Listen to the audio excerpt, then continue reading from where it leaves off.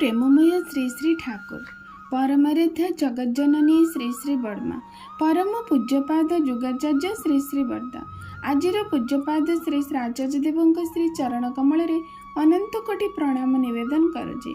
सभी गुरु परिवार श्रीचरण मध्य अनंत कोटि प्रणाम निवेदन करुचे। मोर वीडियो देखुथिबा प्रत्येक गुरु भाई और माँ मानू अंतरर आनंदित जय गुरु। मोर प्रत्येक श्रोता बंधु मानक जो मैंने भी मो वीडियो देखुंट शुणुंट से समस्त को मोर अंतरर आनंदित जय गुरु।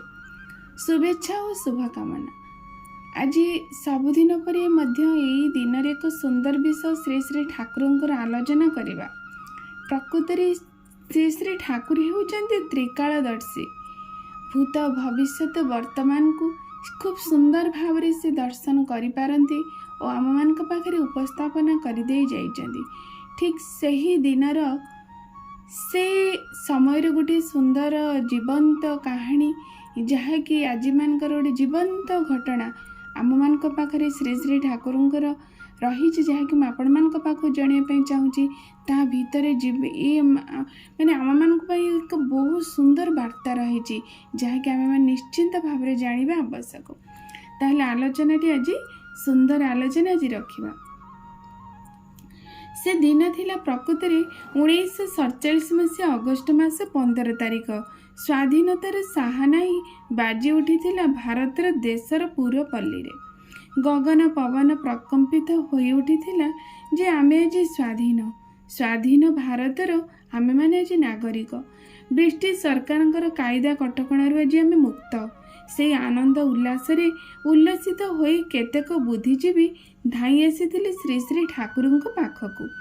संवादटी जणैबा पई कहिले ठाकुर जानिचंदी आज आमे स्वाधीन हो जाइचु, आज आम देश स्वाधीन। खूब आनंद भाव से कथाटी से उपस्थापना करथिले।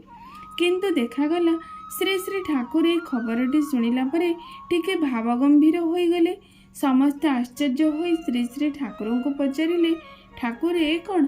आपण कौन आनंदित नुहंती? आपण कौन खुशी नुहंती ये संवाद पाई? श्री श्री ठाकुर एते बड़ खुशी खबर शुणिला परे आपण काई किछि अनुभव करी हम कहू नाहंती? श्री श्री ठाकुर कहिले, केष्टदा टिके सुना तो। केष्टदा श्री श्री ठाकुर पचारती, ठाकुर कौन है? खबरटी शुणिला परे आपण को मुखमंडलटी एते विच्छिन्न हो गले कहीं? श्री श्री ठाकुर कहिले, केष्टदा मो पाखकू टिके आसिलो। मो डाहण कांधरे हाथ रखी पूर्व दिक को टिके चाही देख तो। पुणी ठाकुर प्रश्न करचंदी, केष्टदा कौन देखिल? केष्टदा उत्तर देउचंदी, ठाकुर मु देखुची आपण को चारिपटे हजार हजार आत्मा घूरी बुलुचंदी। श्री श्री ठाकुर कहउचंदी, एमाने किए सब जानिच केष्टदा? एमाने हेउचंदी से सब पुण्यात्मा। एमाने उत्तम मातृगर्भ पाई पारु नाहंती, पृथ्वी पृष्ठरे जन्म नहीं पारु नाहंती। एमानक पाई उत्तम मातृगर्भ सृष्टि करबाकू पड़िबो। तुमे करि पारिबो? उन्नत सार पीढ़ी देई उत्तम मातृगर्भ सृष्टि करा जाई पारे ना। परम पिता को आश्रय करी तांकर प्रदत्त सतनाम ग्रहण करी जजन जाजन इष्टवृत्ति स्वस्थनी सदाचार को पाथेय करी स्वामी मन वृत्ति अन्वेषणी होई परिवार परिजन को विशेष करी सासु ससुर को नहीं सतनाम मनन पूर्वक नाम ध्यान करी वैकुंठ समान परिवारटी तुम्हें गठन करि पारिले सेई माटीर गर्भरू सुसंतानटी जन्म नब। आज सुसंतानर घोर अभाव। तुम्हें आज जो देश स्वाधीन होइचे बोली कहूच, ये स्वाधीनता को धरी रखिबो किए? जो हाथ गणती केतोटी भल मनीष अछंती सेमाने कौन एते बड़ साम्राज्य को धरी रखि पारिबे? एबे ठारू प्रति घरे घरे मोर वार्ता को पहुँचेबा को चेष्टा कर केष्टदा। प्रति घरे घरे सुसंतानर आवश्यकता रही। श्री श्री ठाकुर त्रिकालदर्शी। से जानी पारिथिले भूत भविष्यतर कथा। आज आमे 78 वर्षर स्वाधीनता पालन करिछे सत, किंतु आमे माने कौनसी दृष्टि स्वाधीनतार स्वाद को आज आमे चाखी पारिनी। आज दिन में गोटे छोट झीटे भी रास्तार निर्भय बुली पारुनी। निज पिलार रक्त संपर्क मौसा पिऊसा सांगरे ସେ ନିଜକୁ ସୁରକ୍ଷିତ ମନେ କରିପାରୁନି। ମଣିଷ ପିଉଛି ମଣିଷର ରକ୍ତ, ପଶୁ ପାଲଟିଛି ମଣିଷ ଆଜି, ରକ୍ଷକ ଆଜି ଭକ୍ଷକ ସାଜେ, ବୁଦ୍ଧି ଜ୍ଞାନ ତାର ଯାଇଛି ହଜି। ତେଣୁ ଶ୍ରୀ ଶ୍ରୀ ଠାକୁର କୁହନ୍ତି, ପରିବାର ପାଇଁ, ପରିବେଶ ପାଇଁ, ଦେଶ ପାଇଁ, ଜାତି ପାଇଁ ଗୋଟିଏ ମାଆର ଭୂମିକା ଅତୁଳନୀୟ। ଠାକୁରଙ୍କ ମତରେ wife is she who never wipes out her adherence to the husband. ସେ ହେଉଛି ପ୍ରକୃତ ସ୍ତ୍ରୀ, ଯିଏ କୌଣସି ଅବସ୍ଥାରେ ସ୍ୱାମୀଙ୍କ ପ୍ରତି ନିଷ୍ଠାହାରା ହୁଏ ନାହିଁ। ଏହା ହିଁ ହେଉଛି ତାର ସମ୍ପଦ। ପିଲାମାନଙ୍କୁ ଉପଯୁକ୍ତ କରି ଗଢ଼ିବା ହେଉଛି ପ୍ରକୃତିରେ ମାଆର କର୍ତ୍ତବ୍ୟ। ଶ୍ରୀ ଶ୍ରୀ ଠାକୁର ସେହି ଦିନ, ସେହି ପୁଣ୍ୟ ସକାଳରେ ତାଙ୍କର ପ୍ରତ୍ୟେକ ପାର୍ଶ୍ୱଦମାନଙ୍କୁ ଏହି ପ୍ରକାର ଦିବ୍ୟ କଥା ହିଁ ଆଲୋଚନା ମାଧ୍ୟମରେ କହିଦେଇଥିଲେ ଯେ ପ୍ରକୃତରେ ଆଜି ତୁମେ ଯେଉଁ ସ୍ୱାଧୀନତାକୁ ଚାଖୁଛ, ସ୍ୱାଧୀନତାର ସ୍ୱାଦକୁ ଆଜି ତୁମେ ଯେଉଁ ଆନନ୍ଦରେ ଉପଭୋଗ କରିବା ପାଇଁ ଚାହୁଁଛ, ତାହା କିନ୍ତୁ ବେଶୀ ଦିନ ନୁହେଁ। କାହିଁକି ନା ଏହି ସ୍ୱାଧୀନତାକୁ ଧରି ରଖିବା ପାଇଁ ସେଭଳି ଏକ ମାନବ ସମ୍ବଳ ଦରକାର। ଯେତିକି ମାନବ ସମ୍ବଳ ଦ୍ୱାରା, ଯେଉଁ ହାତ କେତୋଟି ମାନବ ସମ୍ବଳଙ୍କ ଦ୍ୱାରା ଆଜି ସ୍ୱାଧୀନତାକୁ ଆଜି ପ୍ରାପ୍ତ ହୋଇଛେ, ତାକୁ ଧରି ରଖିବ କିଏ? ଆଗାମୀ ଭବିଷ୍ୟତରେ ସେ ସ୍ୱାଧୀନତାର ମୂଲ୍ୟବୋଧକୁ ବୁଝିବ କିଏ? ସେଇଥିପାଇଁ ଆମମାନଙ୍କୁ ସେଇଭଳି ଦିବ୍ୟ ସମାଜରେ ଦିବ୍ୟ ମନୁଷ୍ୟକୁ ସୃଷ୍ଟି କରିବା ଉଚିତ। ତେଣୁ ଶ୍ରୀ ଶ୍ରୀ ଠାକୁର ସେହି ଦିନଠୁ ତାଙ୍କର ଗୋଟିଏ ହିଁ ଉକ୍ତି, ମଣିଷ ତିଆରି କର, ମଣିଷ ଗଠନ କର, ସୁସମାଜ ହୋଇଯିବ। ଆଉ କାହାକୁ କିଛି ପରିବର୍ତ୍ତନର ଆବଶ୍ୟକତା କରିବାର ନାହିଁ, କେବଳ ମଣିଷ ତିଆରି କର, ସେଇ ମଣିଷ ହିଁ ଏ ସମାଜ ଗଠନ କରିଦେବ, ଏ ଦେଶକୁ ସ୍ୱାଧୀନତାର ସ୍ୱାଦକୁ ପ୍ରକୃତରେ ଚଖେଇ ଦେବ।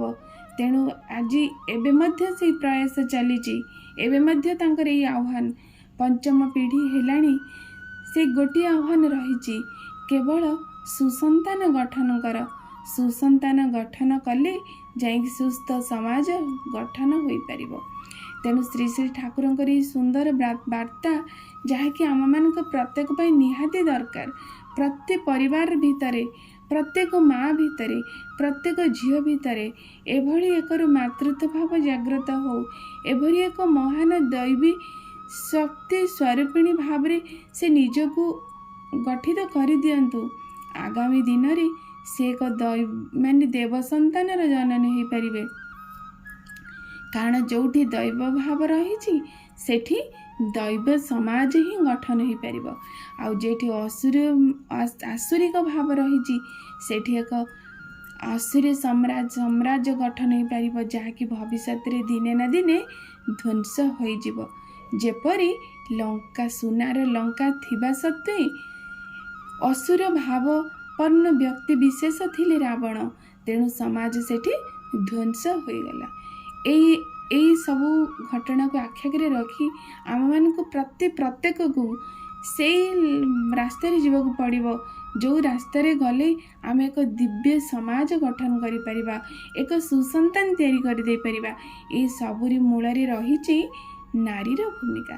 ତେଣୁ ପ୍ରତ୍ୟେକ ଝିଅ, ପ୍ରତ୍ୟେକ ମା, ପ୍ରତ୍ୟେକ ଭଉଣୀ, ଏ ନାରୀ ସମାଜକୁ ଶ୍ରୀ ଶ୍ରୀ ଠାକୁରଙ୍କର ସେଇଥିପାଇଁ ଏତେ ସହସ୍ର ବାଣୀ ଯେ ତୁମେମାନେ ଏକ ସୁନ୍ଦର ଝିଅ ହୁଅ, ଏକ ମହାନ ଦେବୀ ସ୍ୱରୂପିଣୀ ମା ହୁଅ, ଯାହା ଫଳରେ କି ତୁମେ ସୁସନ୍ତାନର ଜନନୀ ହୋଇ ଏ ସମାଜକୁ ଧ୍ୱଂସର ମୁଖରୁ ରକ୍ଷା କରିପାରିବ। ଗୋଟିଏ ଉପାୟ ସୁସନ୍ତାନ ପ୍ରଦାନ କରିବା ସମାଜକୁ। ତେଣୁ ଆଜିର ଆଲୋଚନାଟି ନିଶ୍ଚିତ ଭାବରେ ଅତ୍ୟନ୍ତ ପ୍ରେରଣାମୟ। ଏ ଆଲୋଚନାଟି ଆମମାନଙ୍କ ପାଇଁ ବହୁ ମୂଲ୍ୟବାନ ହଉ, ଆମମାନଙ୍କ ଜୀବନରେ ବହୁ କାମରେ ଆସୁ। ଏହା ହିଁ ହେଉଛି ପରମ ପିତାଙ୍କର ପ୍ରତ୍ୟେକ ଇଚ୍ଛା। ପ୍ରତ୍ୟେକଟି ଇଚ୍ଛା ତାଙ୍କର ଥାଏ ଯେ ମଣିଷ ସମାଜକୁ କିପରି ଉଦ୍ଧାର କରିବା।